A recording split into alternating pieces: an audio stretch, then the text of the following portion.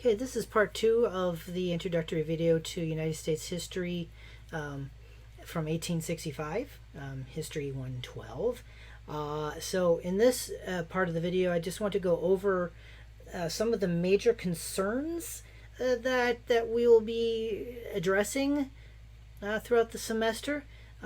So as all of you know, there are a lot of people who really hate talking about history.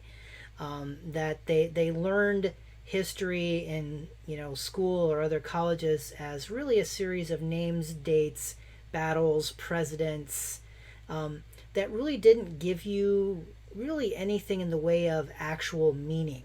So there are things that happen, but historical facts really don't mean anything unless they are given context and meaning. Yes, things happen, but people have very different ways of interpreting the things that happen. And as you all know, the cliche history is written by the victors. Well, I mean, that's not entirely accurate all the time, but what that statement gets at is the idea that the way we read and learn about history is always from particular perspectives. Just to give you a brief example, many of the massacres of indigenous peoples that happened during the westward expansion, conquest, imperialist conquest of the North American continent, a lot of those massacres were called battles. When in fact a lot of them were simply U.S. troops gunning down unarmed people. That's really hardly a battle. But those words, the difference between a massacre and a battle, that are used to describe the same events, clearly refer to and reflect very different points of view. So probably the most important thing that we will be examining in this course is the idea of historical memory. So who tells the story? How are things remembered? How are depictions of events passed on? Those of you who are familiar with Hamilton, the line, "You have no control over who lives, who dies, who tells your story." And that's a very sort of profound statement, and it applies directly to the study of history.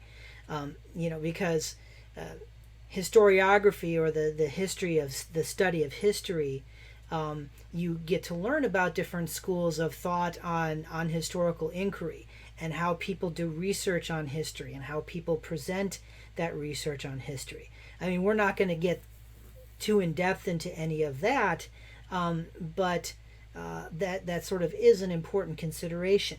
So who gets remembered? Who does the remembering? Who tells the story? And that's one reason why I'm starting off this semester with having you read these poems by Layli Long Soldier, who talks about the Dakota 38. And Dakota 38 was something that I had never heard of until I started teaching here, and teaching this course in particular. I grew up in Springfield, Illinois, which is the center of the Abraham Lincoln universe. I went to middle school and high school there. Never, ever was the fact that Abraham Lincoln was responsible for the largest mass execution in American history. That was never mentioned. I did not learn anything about that until I started doing research for this course. Personally, the same with, I grew up in Green Bay, and in elementary school we were not taught anything about the Oneida or the Menominee or any of the Wisconsin nations. And this was back in the 70s and early 80s, long before Act 30, not Act 31, and I'll actually be talking about Act 31 later on in the semester. So along with the idea of historical memory is this idea of historical erasure. That is, people and events that are deliberately taken out of sort of the general official knowledge of the history of, well, the world, but we're focusing specifically on the United States. So of course, indigenous peoples, literally have been, there have been numerous attempts at erasing indigenous peoples from the history of the United States, either in the physical discussion, the discussions of history itself, or physically killing people. So people have been physically and metaphorically erased from the story of how the United States came to be, how it developed, and its own history.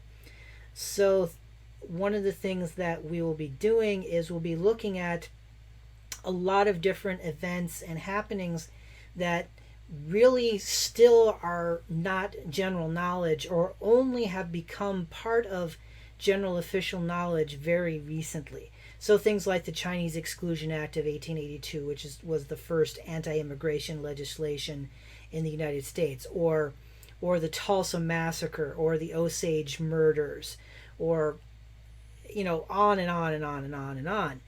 These various things that have been obscured from sort of general knowledge for very specific reasons. And we are going to be looking at these different events unsparingly, because the history of the United States, like the history of just about everywhere else, is full of a lot of terrible things. The United States government and Americans in general have done a lot of terrible things over the centuries of the existence of this place, at least after the invasion of white people. And again, to be blunt, the United States itself is built on white supremacy. That is a central fact of the history of the United States that cannot be swept under the rug. So all the whole ideas of American exceptionalism, the idea of manifest destiny, these are all ideas that feed into and are a part of the white supremacy that underpins the entire history of this country. And of course, there's a lot of argument about that. There are a lot of people who do of course deny this, and would say that I'm being anti-American or whatnot. And that is something that I, as a person who wants to make sure to promulgate as much historical truth as possible, are constantly arguing.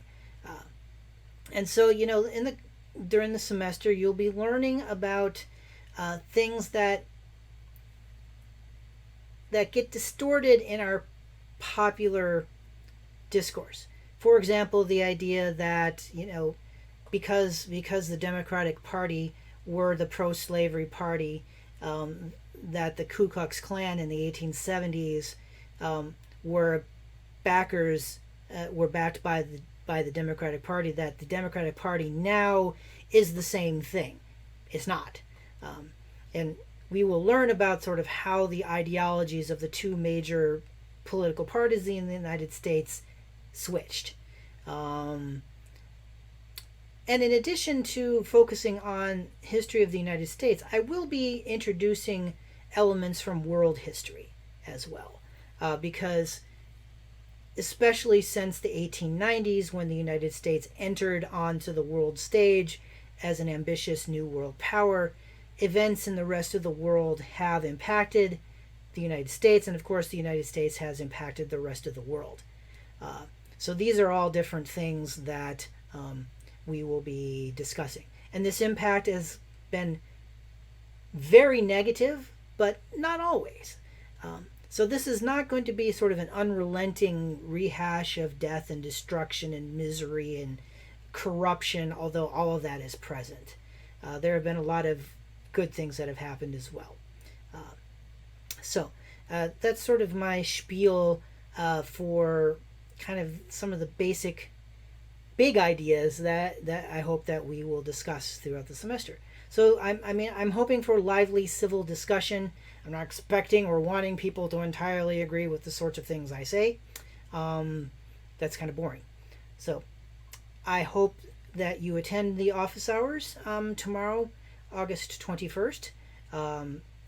If I don't see you at the office hours, again, please always feel free to email me any questions that you have. And as I said in the previous video, if you want to chat with me directly, let me know, and I will make sure to arrange a time that we can meet. So I hope this video finds you well, and this week again we'll be sort of introducing things, and then next week we will be talking about Reconstruction.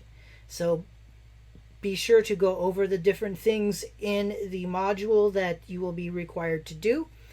So until next time, be safe, be well.